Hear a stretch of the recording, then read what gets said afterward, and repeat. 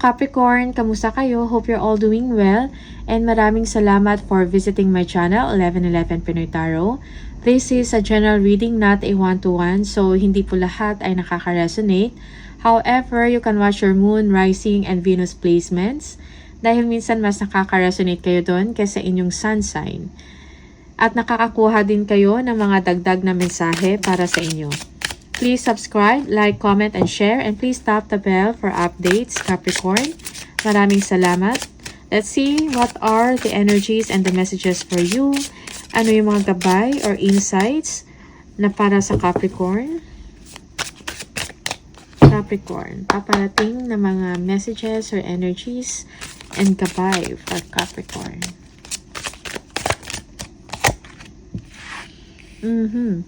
Victory and breakthrough. May mga chances or pagkakataon or opportunity na ibibigay sa inyo where you can have clarity in mind and solution sa inyong mga problema or sa inyong trabaho, sa inyong ginagawa.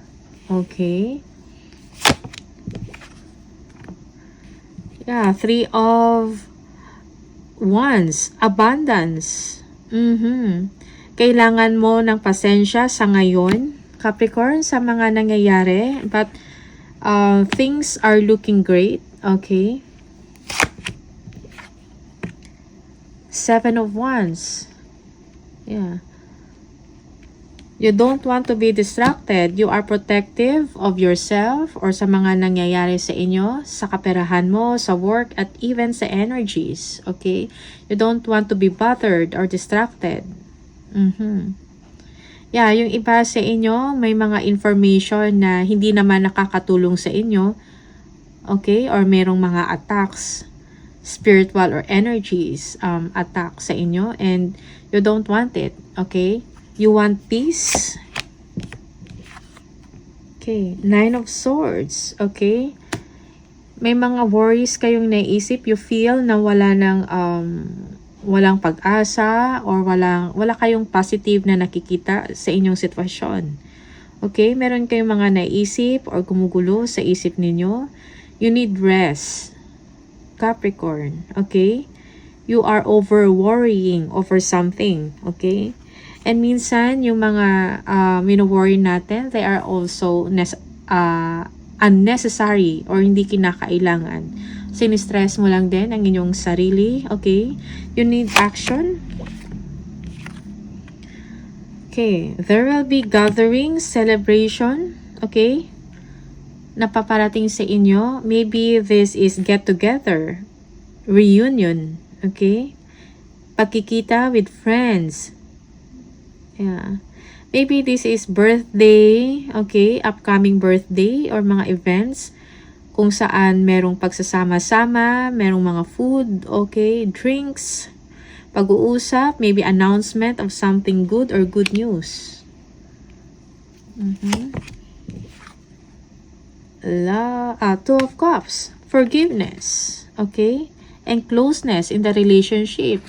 Pwedeng sa family to, not only love relationship or intimate relationship, okay, merong closeness.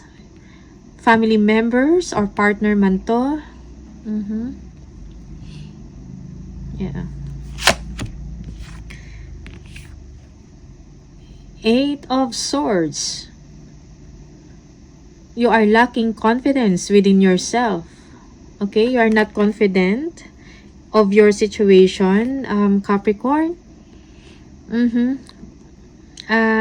You feel na sa ngayon parang wala kayong magawa or wala kayong magagawa in your situation. You feel that you are parang your hands are tied.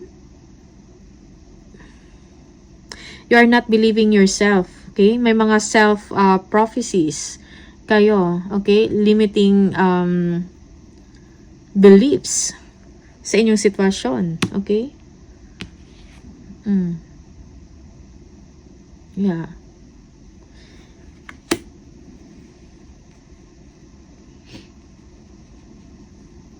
You are worried over something. You are bothered. You're not comfortable in your situation. Okay? Because you want some victory. You want breakthroughs in your situation sa buhay mo.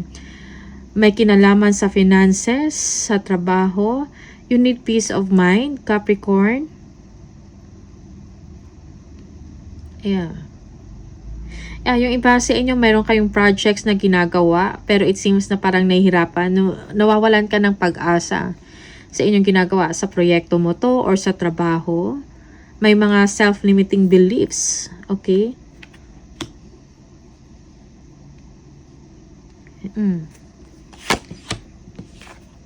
Yeah. Okay? To the point that you are bored, parang wala kang energy. Someone is inviting you or pero you're not interested. Maybe may opportunity din na ino-offer sa inyo, but you are not also interested. Okay. Kailan mo din tingnan kung ano yung mga pagkakataon na yon, events man to or opportunity, because sometimes they are blessing in disguise. Nakakatulong ito sa inyo, most especially sa emotional level. Okay. Ano to? Parang tamad ka gumalaw, tamad ka lumabas. Okay. Queen of Swords. Okay. Merong discord or disconnecting. Okay. You want to receive some news, a victorious news that will make you happy. Okay. Yeah. You're clearing away all things that no longer serves you.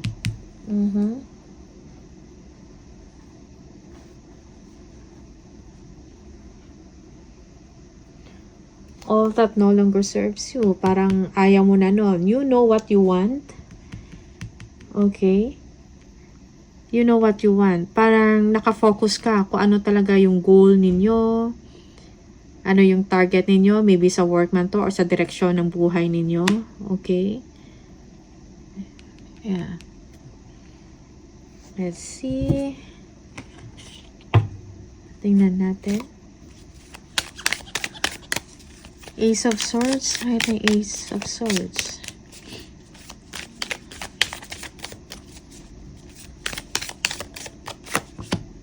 Yeah, Nine of Pentacles. Yeah, you want to be financially secured. Okay?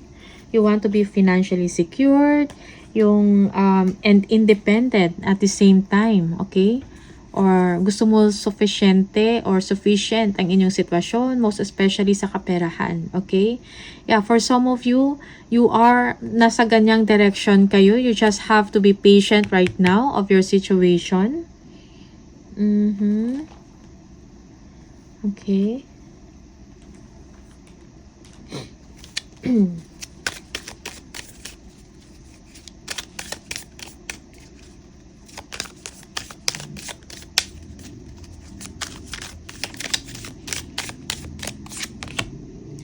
Eight of Pentacles. Yes.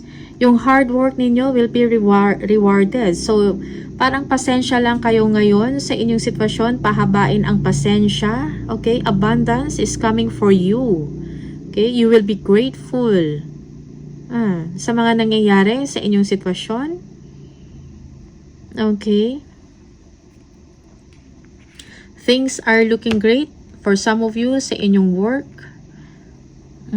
You are earning well, or merong nalalapit na pangyayari na magbibigay sa inyo ng abundance. Okay, when it comes sa kaperahan, sa work mo, maybe a promotion. Okay, incentives, commission because of your hard work. Seven of Swords.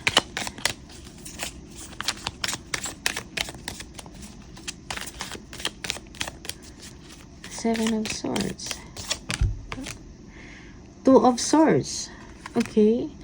Yeah, you are defensive of your situation. Okay. And yung iba sa inyo, you feel that meron kayong mga desisyon na kailangan gawin. Okay. But then, you are not taking action.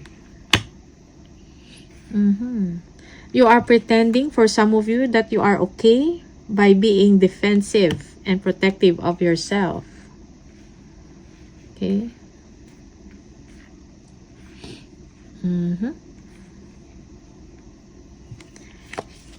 Nine of Swords, yan natin.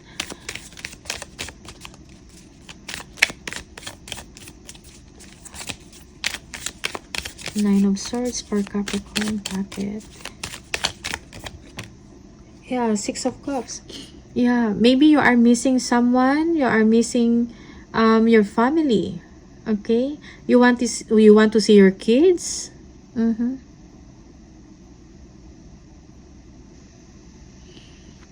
Yeah. You are worried about your family or your situation also. Okay.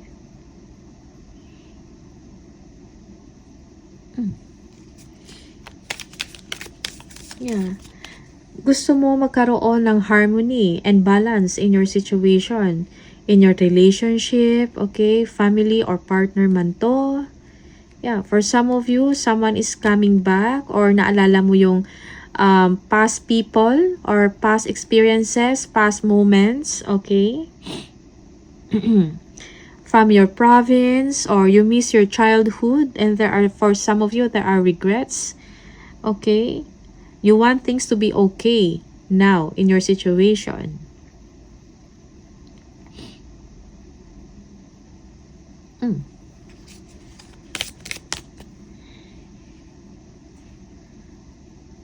Yeah, for some of you, you are thinking about a property, okay? Na magkaroon ng kaayusan, or meron kayong issue na kailangang harapin about a property. Okay? Or about your house. Old house, family house, okay?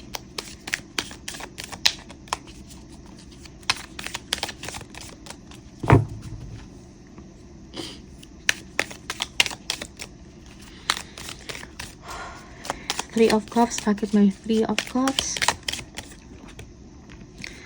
Five of Wands. Okay. Yeah. It seems na parang merong celebration dahil merong pagkakaayos. Pagkakaayos sa relasyon or with a family member. Okay. Parang naayos or nasisettle na kung ano man ang naging problema. Okay. Sa isang relasyon.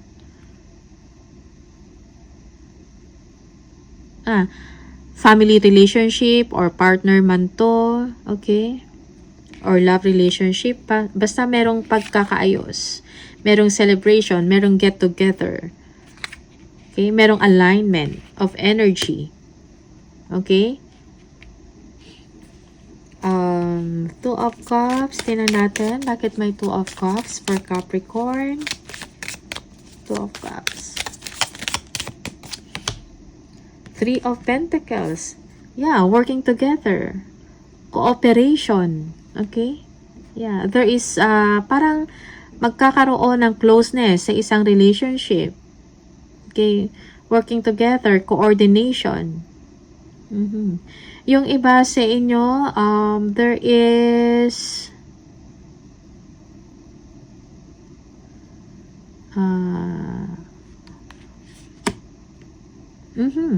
office affair. Okay.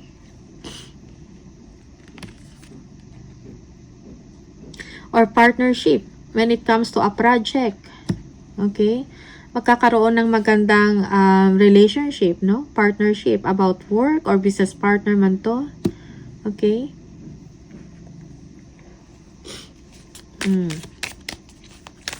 Eight of Swords. Yeah, for some of you, merong success because of, parang na-overcome mo and you are very competitive, okay? Yeah. Yung iba sa inyo na-overcome nyo yung competition na yon.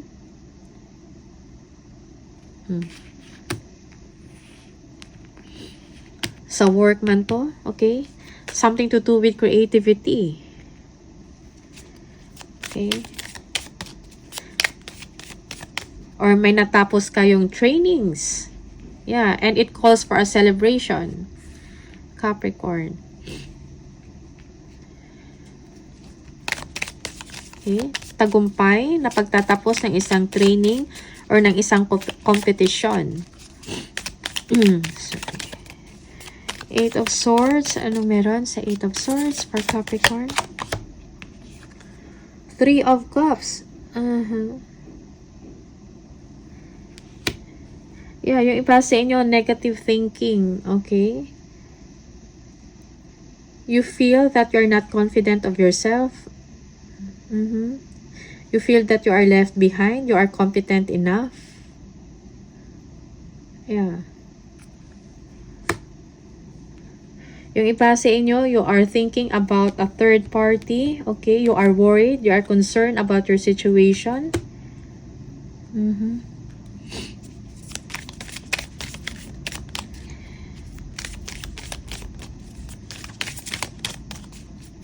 Yeah. Two of Cups. Yeah. For some of you, you're not getting attention from your person. If this is a love relationship, there is third party involved, okay? You are lacking confidence. Nawawalan kayo ng confidence sa relasyon nyo. You feel insecure, okay? So, merong silent treatment. Yeah, for some, your person is sinusuyo ka, okay, but you're not interested. There is also jealousy in the situation.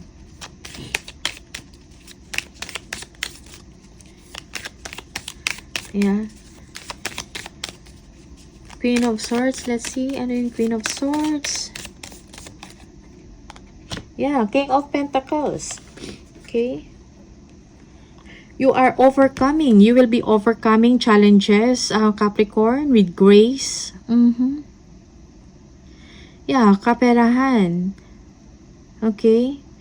You have the Midas touch. You are looking forward to receive success, money, okay? Kung merong mga job offer or offers or opportunity na ino-offer sa inyo, accept it. Okay? Accept it confidently. Yeah.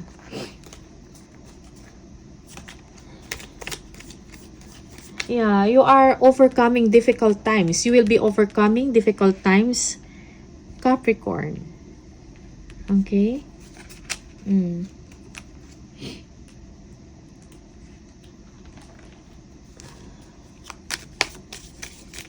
Yeah. Kung meron problema, kung meron kayong problema about money or resources, there is someone that is willing to help you, okay, financially. Okay.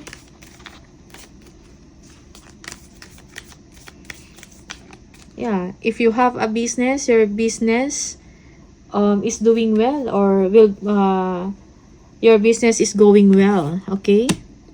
Magkakaroon ng solusyon sa inyong mga problema, finances man to. You just need to be patient for now, Capricorn, okay?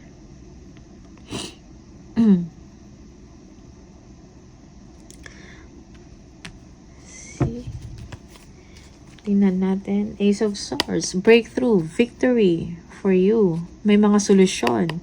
May clarity ka about the situation. Okay?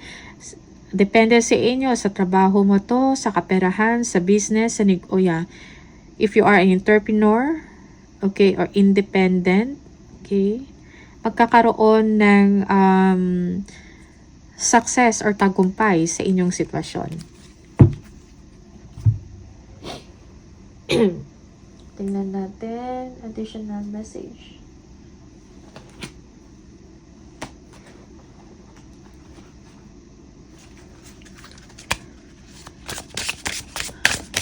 Additional message for Capricorn. Looking, have an eye for beauty and uncover hidden charms. Seek and you will find. Authority. Take on the role of a leader and everyone will respect you. Be self-confident. Yeah, be confident because, nawawalan ka ng pag-asa or confidence sa sarili. Independence. Manage money yourself. Independence guarantees security. Don't depend on others. Okay? So, there is another one.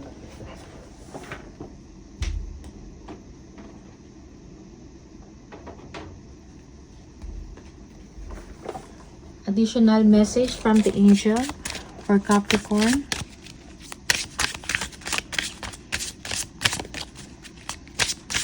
Yeah, yung iba sa inyo mayroong insecurities sa group of friends. Okay? You lack confidence. Do the work. It is enough to dream or pray. You've also got to take the positive action steps that you are being divinely guided to take. Consistently working on your priorities will make them flourish like a lush flower garden. Okay? So, ito lang yung mga messages for you, Capricorn. Maraming salamat. All the best. And I'll see you on the next video. Bye!